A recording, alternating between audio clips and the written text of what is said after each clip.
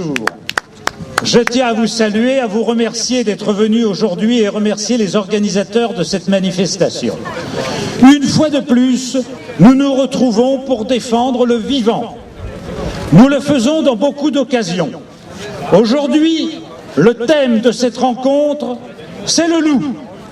Oh, nous aurions pu parler d'autre chose, parce que l'homme, omniprésent sur la planète, de plus en plus nombreux et ô combien prédateur, met en péril la plupart des espèces. Nous assistons dans cet anthropocène à la 6e grande disparition d'espèces. Donc, le loup, espèce menacée, espèce théoriquement protégée en Europe, se trouve dans notre pays bien mal accueilli. La France est la lanterne rouge de l'Europe en matière de protection de la nature. Et cela ne peut pas durer, parce que je suis convaincu qu'une majorité de Français partagent nos convictions et souhaitent une véritable politique de préservation de la faune, de la flore et des milieux naturels, alors qu'une classe politique décalée, rétrograde, irresponsable, cède à tous les lobbies de la mort, cède devant la violence, cède devant le tapage et n'entend plus la voix de la majorité. Cette voix de la majorité, c'est la vôtre, c'est la nôtre que nous portons aujourd'hui. Et vous êtes venus pour en témoigner, et nous en témoignerons. Le ministère entendra parler de nous. Ce ministère a été créé en 1971. Et je me souviens que son premier titulaire, maire de Dijon, M. Robert Poujade, l'avait qualifié de ministère de l'impossible. Il est malheureusement dommage que depuis 40 ans, il a été trop souvent le ministère de l'imposture. Imposture quand on ne protège pas ce qui est la mission de ce ministère, les espèces menacées. Le loup doit être protégé. Le droit l'exige, le droit communautaire, la Convention de Berne. Les autres pays protègent le loup, mais que vaut le droit chez nous? Les Français souhaitent majoritairement la protection du loup. Mais que vaut la majorité quand quelques 50 énergumènes peuvent prendre en otage des sous-préfets ou des conseils d'administration de parcs nationaux? Préférant l'injustice au désordre, l'administration et les politiques cèdent à ces énergumènes, bien qu'ils soient très minoritaires. Donc le droit, la volonté du pays et l'intérêt général commandent que cette espèce soit protégée. Pourquoi ne parviendront-on pas à sauver quelques centaines de loups en France, tout en demandant à nos amis africains de sauvegarder leurs éléphants, aux Indiens de sauvegarder leurs tigres, alors que l'agriculture de ces pays-là n'est pas subventionnée comme l'est celle de France, quand 50% du revenu des éleveurs vient de l'État et vient des subventions publiques, on peut parler d'une fonctionnalisation de l'élevage et on peut exiger en retour que la faune soit protégée. Car ce n'est pas que le loup qui est refusé dans les Alpes et dans les Pyrénées. L'ours a subi le même sort, le lynx, les marmottes et même les vautours de temps en temps sont accusés de manger des vaches. Oui, voyez. Donc, ce ministère de l'imposture couvre ces agissements et autorise cette année les chasseurs, qui évidemment en sont satisfaits, de pouvoir tuer des loups. Résultat, la population lupine de France a diminué cette année, passant sans doute de 301 à 282. Encore les chiffres peuvent être plus ou moins contestables. Donc, je dis que cette situation ne peut pas durer et nous devons y mettre un terme. Comment? En substituant la force à la violence. La violence est une force qui ne sait pas où elle va. La force sait où elle va. C'est notre détermination, c'est notre volonté, c'est notre courage de faire prévaloir l'intérêt général de la sauvegarde de la biodiversité. On ne peut pas accepter que des espèces n'aient pas leur place sur la Terre. Sur le plan éthique, il n'y a pas de débat plus important que celui-là. L'homme n'a pas le droit d'anéantir des espèces parce que ces espèces ont un droit imprescriptible à exister. Si on pose ce postulat moral, il faut en déduire des conséquences politiques et donc instaurer une véritable protection de l'ensemble des espèces menacées. Vous savez, je voudrais vous faire une confidence très personnelle. J'ai perdu la vue à l'âge de 8 ans. Et le premier livre que j'ai lu, en braille, c'était Le merveilleux voyage de Nils Holgersson à travers la Suède. Et dans ce livre, Loi sauvage délivre aux hommes un message. Ce message est le suivant. Vous les hommes, qui êtes si puissants, qui avez tant de moyens, laissez à nous, animaux sauvages, une place pour exister sur cette planète. J'avais 10 ans et j'ai résolu ce jour-là de m'engager pour que ce message soit entendu et pour que la faune soit protégée. Ce combat, nous allons le continuer ensemble. Soyez unis par-delà les associations diverses et les mouvements, soyez résolus et ensemble, faisons entendre la voix du vivant, faisons triompher la nature sur les menées des lobbies de la mort. Merci à vous. Merci.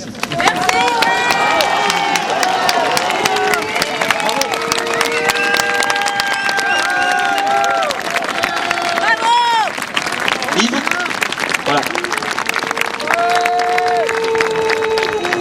Donc je vais laisser la parole à Yves Pacalet, qui est vice-président de Ferrus, qui a travaillé avec le commandant Cousteau, qui est un philosophe hors pair et vraiment un grand défenseur du loup. Allez Yves, à toi.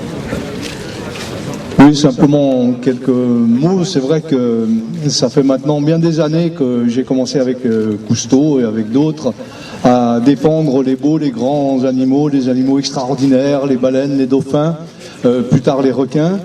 Mais je suis aussi un montagnard, je vis à la montagne, je suis né à la montagne et j'ai gardé les brebis et les vaches quand j'étais gamin. Et je connais bien ce métier-là. Et j'ai décidé aussi, bien entendu, de m'engager pour que ces animaux magnifiques que sont les loups continuent à nous côtoyer. Les grands animaux sont gênants très souvent, ils peuvent poser des problèmes économiques, parfois ils peuvent être dangereux dans d'autres endroits du monde que chez nous, mais nous en avons besoin et très souvent, au-delà de la nécessité de les défendre et de les protéger pour des raisons écologiques, parce qu'ils sont indispensables aux écosystèmes, parce que sans eux, la nature marche moins bien, nous avons aussi à les protéger, et c'est un message que j'aime bien faire passer, pour des raisons de culture. Parce que tous ces grands animaux sont dans nos cosmologies, dans nos légendes, et ils sont dans ce que nous avons appris quand nous étions enfants, ils sont dans nos fables, celles de La Fontaine ou d'Ésope, ils sont dans nos films, dans nos romans, ils sont partout, ils imprègnent notre culture, ils imprègnent la cervelle même de nos enfants. Et au nom de nos enfants, parce qu'ils sont beaux, tous ces animaux, parce qu'ils sont magnifiques, parce qu'ils sont une adaptation de la vie aux difficultés de l'environnement, mais qu'en même temps, ils ont réussi dans cette adaptation-là, eh bien ces animaux-là, nous devons les protéger. Au nom de la beauté, au nom de la culture autant que de la nature, au nom de l'environnement, mais aussi au nom de l'esprit, au nom de la beauté du monde, au nom de la poésie, et pour nos enfants. Bravo.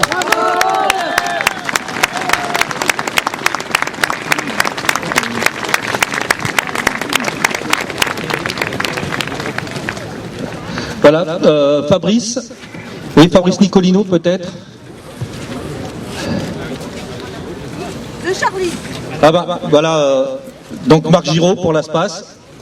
Bonjour, je vais être rapide. En fait, je voulais vous parler de vidéos qu'on a tournées dans des zones à loups. On a pris 10 troupeaux de brebis au hasard, on les a filmés. Les barrières pour protéger les brebis étaient hautes comme ça, donc un TKL peut passer par-dessus. Il n'y avait pas de chiens, il n'y avait pas d'éleveurs. Ça veut dire que les troupeaux là-bas n'étaient pas gardés. Donc je répète, désolé.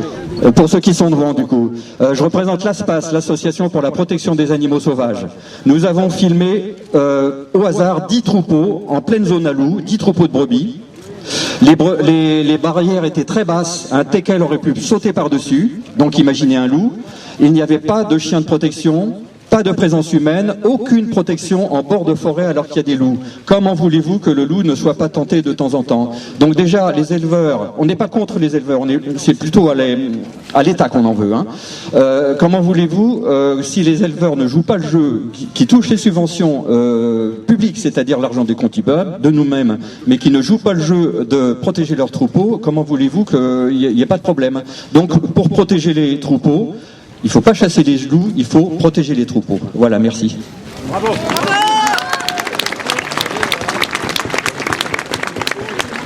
Allez, vas-y Alain. Allez, Alain Beaugrain du bourg de la LPO, on va s'approcher un petit peu. Est-ce que vous pouvez reculer un petit peu, s'il vous plaît? Voilà. Parce que, vas-y Alain. Bon.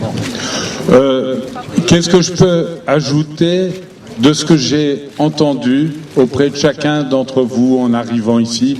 On partage les mêmes convictions, mais il est vrai qu'aujourd'hui, on se trouve dans une situation singulière où on voit que le loup est transformé peu à peu en bête du Gévaudan. On veut la peau du loup. Ça n'est pas acceptable quand au plus haut niveau de l'État, on recommande que la France soit exemplaire en matière de biodiversité, alors que sur le terrain, nous vivons quelque chose comme rarement. L'agressivité de l'administration à l'égard notamment des grands prédateurs. Il y a eu l'affaire des bouquetins du Bargy. On nous raconte que les vautours deviennent des prédateurs. On se passe de respecter le droit à l'égard des ortolans ou des pinsons et le loup. Alors, comme ça a été dit, je voudrais souligner que nous ne sommes pas opposés évidemment aux bergers, mais nous n'admettons pas les méthodes qui sont employées et qui consistent finalement à considérer qu'à partir d'un quota de 36 loups, on pourrait régler le problème, sous réserve du reste qu'on en rajoute 6 de plus. Nous savons qu'il y a des problèmes avec les bergers, mais nous constatons aussi que certains troupeaux ne sont pas gardés. Ça n'est pas normal. Nous constatons aussi que certains bergers collaborent étroitement avec les associations de protection de la nature. Ça prouve que la cohabitation est possible. Je ne vais pas développer ce que chacun d'entre vous connaît, mais je crois que on ne peut pas imaginer une nature en ce début du XXIe siècle qui serait aseptisée. On nous prépare des campings sans fourmis. Voilà, on ne veut pas être embêté par la nature. Elle est belle, elle est jolie, on la célèbre dans des documentaires, des films, des grands débats. Et sur le terrain, on ne sait pas cohabiter. Eh bien, nous voulons une cohabitation heureuse, avec les contraintes que ça génère, mais avec la beauté que cela engage également. Nous ne sommes qu'un élément de ce vivant qui nous entoure, dominant certes, mais ça nous conduit à avoir plus de responsabilité encore, et singulièrement d'éthique, de la morale. Il faut intégrer la morale à l'environnement et à la nature. Et pour conclure, sans être trop long, alors qu'on va voter la loi sur la biodiversité cette année, 40 ans avec l'historique loi sur la protection de la nature de 1976, eh bien je me rappelle, et beaucoup d'entre nous étaient présents, qu'il y a 40 ans, en toute bonne foi, on considérait que pour sauver la nature, il fallait d'une certaine manière la mettre sous cloche. Aujourd'hui, on pense l'inverse. La nature doit être le patrimoine de chacun d'entre nous, elle doit être partagée par le plus grand nombre. Eh bien, le plus grand nombre en France veut aujourd'hui que le loup s'inscrive dans ce vivant admirable. Merci d'être à nos côtés, merci d'agir chacun à votre mesure. L'effet colibri, il n'y a pas de modeste action, il y a une action où il n'y en a pas. Merci d'agir à nos côtés.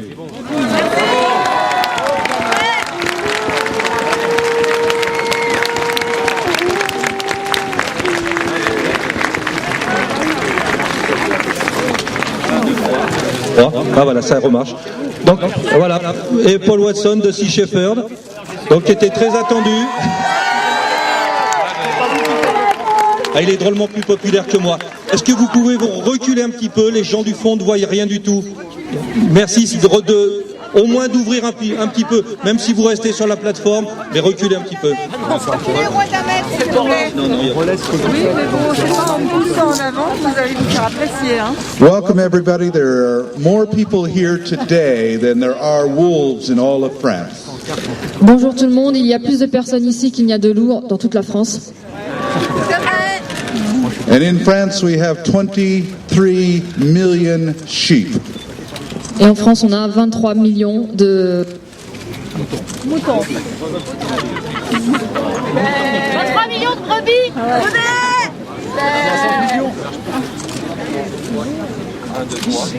On va éduquer de la technique. 1, 2, 3. C'est pas la première fois qu'on empêche Paul de parler. Ah, ça y est. Okay. We have 23 million sheep and less than 200 wolves. Donc on a 23 millions de brebis et environ 200 loups. The wolves are not a threat to anybody. Les loups ne sont une menace pour personne.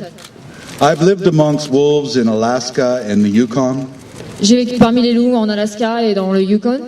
and I can tell you there's nothing more beautiful or reassuring than to be in the wilderness Et je peux vous dire qu'il n'y a rien de plus beau et de plus rassurant que d'être dans le monde sauvage. and to hear the sound of wolves at night, the howling, especially under a full moon. Et d'entendre les loups hurler, particulièrement lors de la pleine lune. This is the wilderness we cannot afford to lose, C'est une vie sauvage qu'on ne peut pas se permettre de perdre. because everything is interconnected and the wolf is a keystone species within our ecology. Parce que tout est interconnecté et les loups sont une espèce clé de voûte dans notre environnement. In fact, it's remarkable that they've been able to survive considering the relentless killing that we have inflicted upon them over hundreds of years.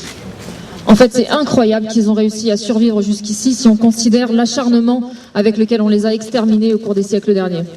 And yet there's not one single documented case of a wolf killing a human being in North America or Europe. Et pourtant, il n'y a C'est toi qui le casse. Il n'y a pas un seul cas d'attaque mortelle de loup. Un porte-voix.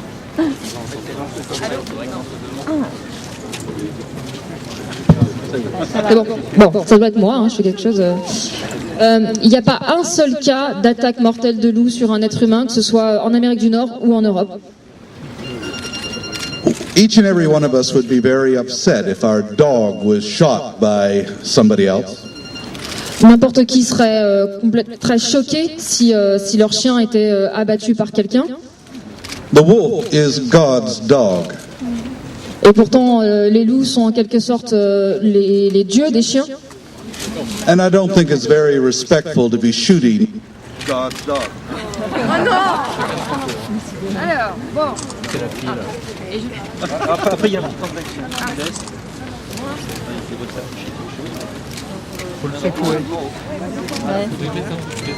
Allô, ouais. Et je ne crois pas que ce soit très respectueux que d'abattre les dieux des chiens.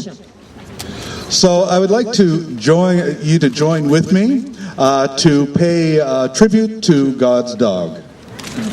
Donc j'aimerais que vous vous joigniez à moi pour rendre hommage au dieu des chiens. And how we can do that is simple. Et la façon de le faire est simple.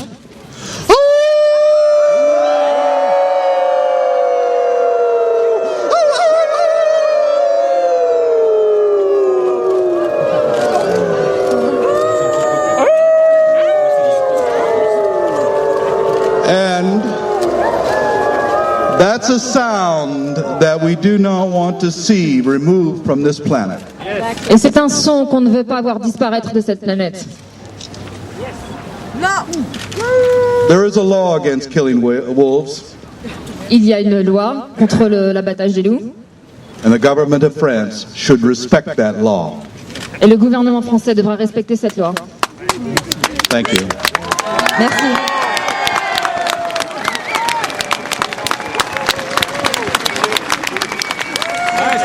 Non, non, s'il vous plaît. Non, c'est pas fini. Non, mais attendez. Non, mais Paul est là encore pour un petit moment. Reculez, s'il vous plaît, on n'a pas fini. Soyez sympa. Donc je vais passer la parole à Fabrice Nicolino juste avant une nouvelle, il y a des gens qui savent à peu près compter, qui nous ont dit qu'on était 2500 pour l'instant. La préfecture de police, hier la préfecture de police me disait qu'on serait 700. Donc voilà, c'est bien. Merci à vous.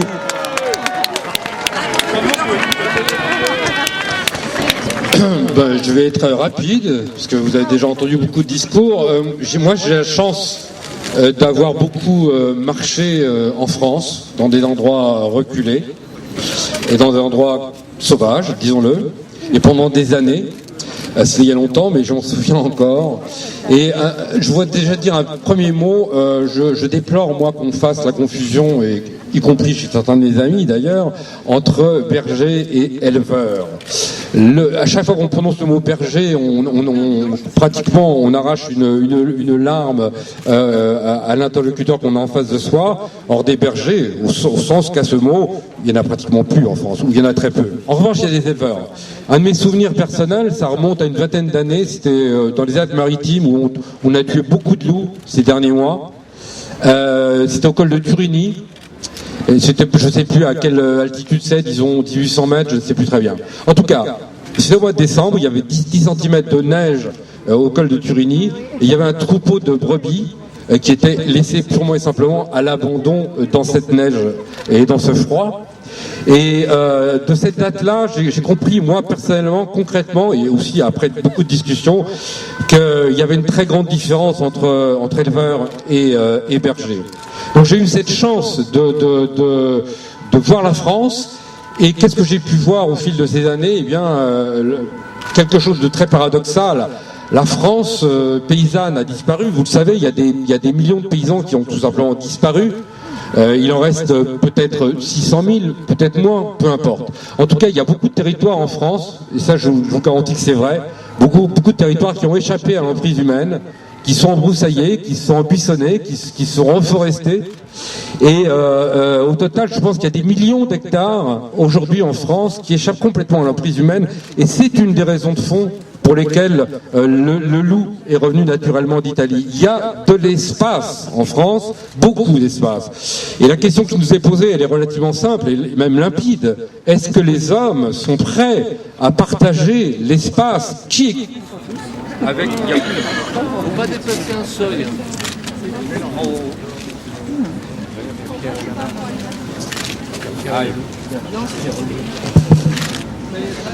Donc la question qui se pose selon moi, c'est de savoir si les humains que nous sommes veulent partager ce merveilleux espace avec d'autres espèces que la leur.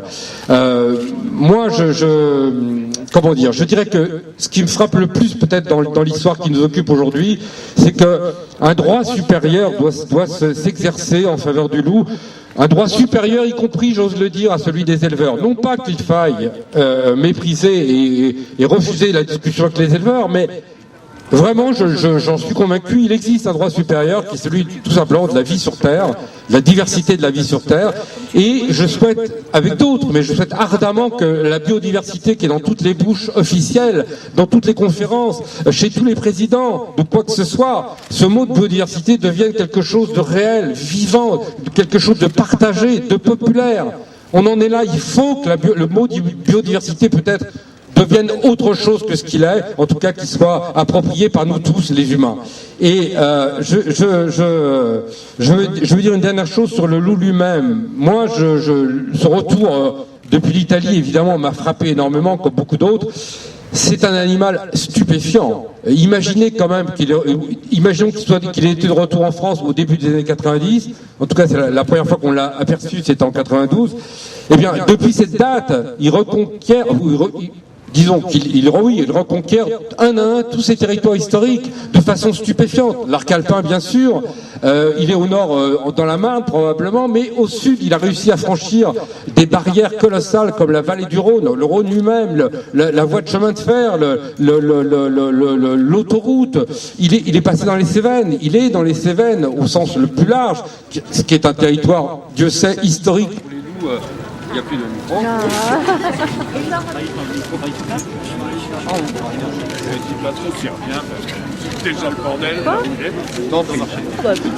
Bon, ben, je vais finir parce que ce micro ne marche vraiment pas. Donc, c'est un animal que j'admire profondément. C'est une sorte d'athlète, une sorte de personnage de légende, qui a une vitalité, une puissance prodigieuse, et qui, à mon sens, pour ces raisons-là, incarne parfaitement la vie. Et Dieu sait que c'est de ça qu'il s'agit, la défense de la vie sur Terre. Et c'est pourquoi on ne peut pas reculer, c'est pourquoi il ne faut pas reculer en face des tueurs, les fédérations de chasse ou les paysans hystériques membres de la FNSEA. Il ne faut pas reculer devant ceux que je considère comme des énergumènes. Il faut se battre. Merci. Oui. Juste avant de laisser la parole à Pierre Rigaud de la Société française d'études et de protection des mammifères, je voudrais saluer la présence de quelques élus, donc mon ami Raphaël Truckenwald qui est maire. Il y avait également Bruno Charles, vice-président de la métropole, qui est ici. Donc quelques élus. C'est vrai qu'on dit beaucoup de mal souvent des politiques. On a quand même des politiques qui s'engagent et qui s'engagent à nos côtés pour les mêmes causes que nous. Et je pense qu'il faut leur tirer notre chapeau.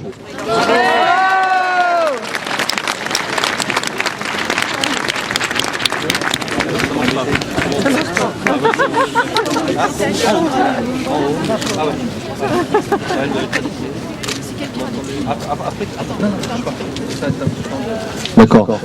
Vous savez, on entend souvent dire de la part de certains éleveurs ou des gens qui veulent vraiment éliminer les loups que les loups, la défense des loups, c'est les gens des villes, les bobos des villes, les Parisiens, les Lyonnais qui connaissent pas la réalité de terrain. Alors moi, je fais partie des gens qui sont pas connus, mais qui sont sur le terrain et je travaille et j'étudie la faune sauvage et je fais en sorte de apporter une parole de terrain. Et le terrain, la constatation, elle est assez simple. On entend aussi les mêmes éleveurs dire que c'est pas possible de protéger les moutons et que le loup, on a beau essayer tout ce qu'on peut, on a tout fait, mais le loup c'est vraiment tellement diabolique qu'il arrive à passer toutes les barrières, toutes les protections qu'on met en place et qu'il faut donc l'éliminer si on veut pouvoir continuer à pratiquer une activité. Vous savez que c'est pas vrai. Chacun ici sait que c'est pas vrai. Et on le constate sur le terrain précisément quand on est tous les jours dans ces alpages, dans ces montagnes, dans ces campagnes, dans le sud-est de la France où pour l'instant sont l'essentiel des loups. Eh bien, on constate que les troupeaux de moutons ne sont pas assez protégés, qu'on n'a pas fait tout ce qu'il fallait.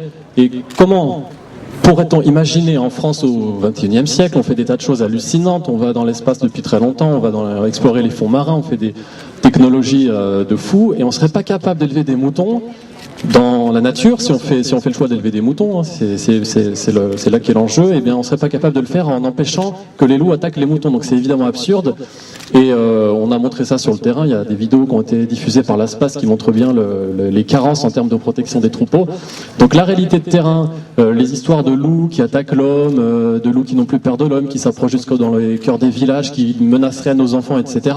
Vous qui êtes présents ici, vous savez que c'est idiot, mais malheureusement il y a beaucoup de personnes qui voudraient éliminer les loups et qui sortent ces arguments en permanence. Donc quand on est sur le terrain, ceux parmi vous aussi qui sont là, qui sont aussi sur le terrain comme moi, voient qu'évidemment les loups ont peur de l'homme, les loups sont très discrets, les loups ne se montrent pas, il n'y a pas d'attaque de loup sur l'homme en France.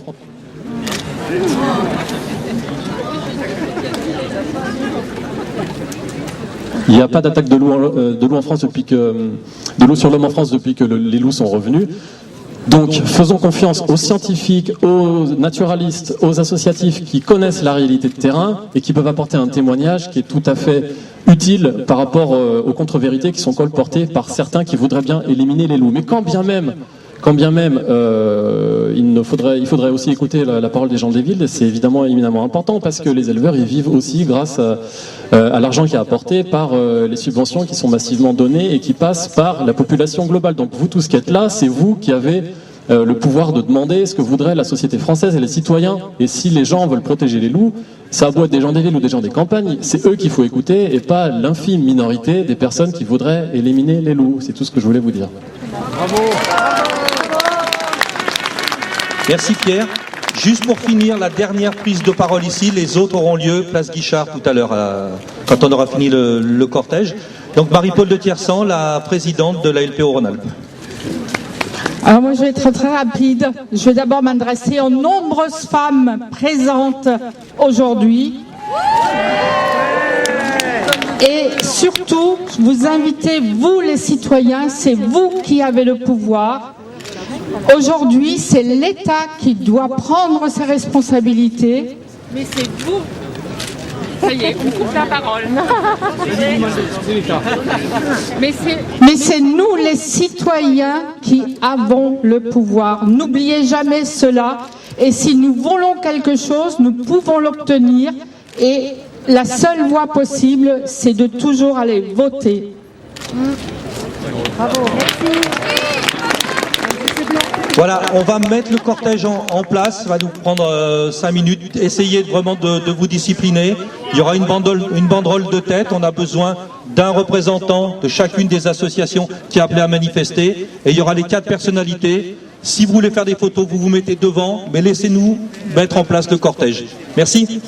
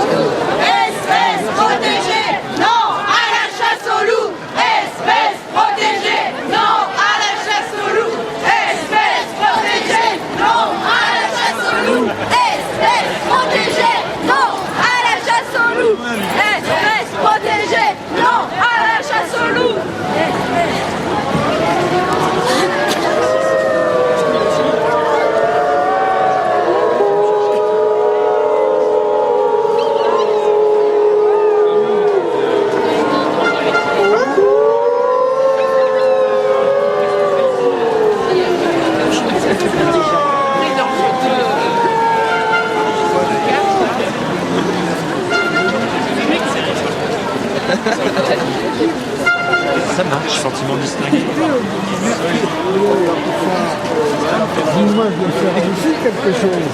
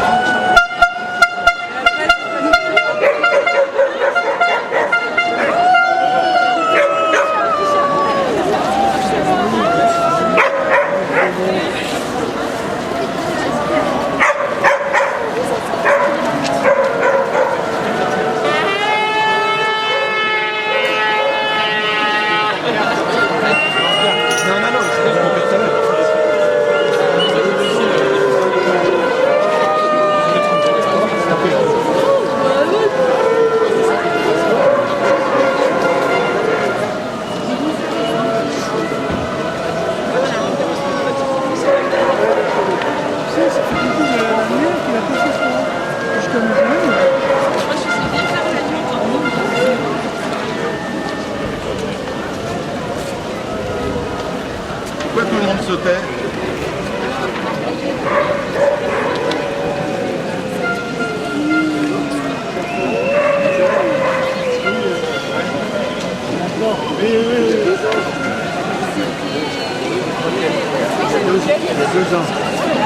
Ah, il y a un problème.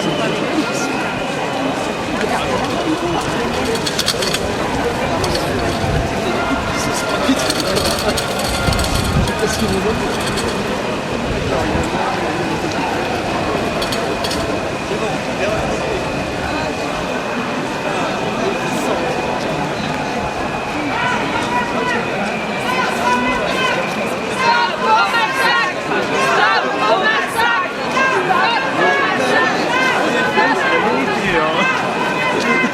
BFM, ils discutent. Secrétaire de l'association quand ils ont fondé la SFPM avec Fayard. D'accord. Et en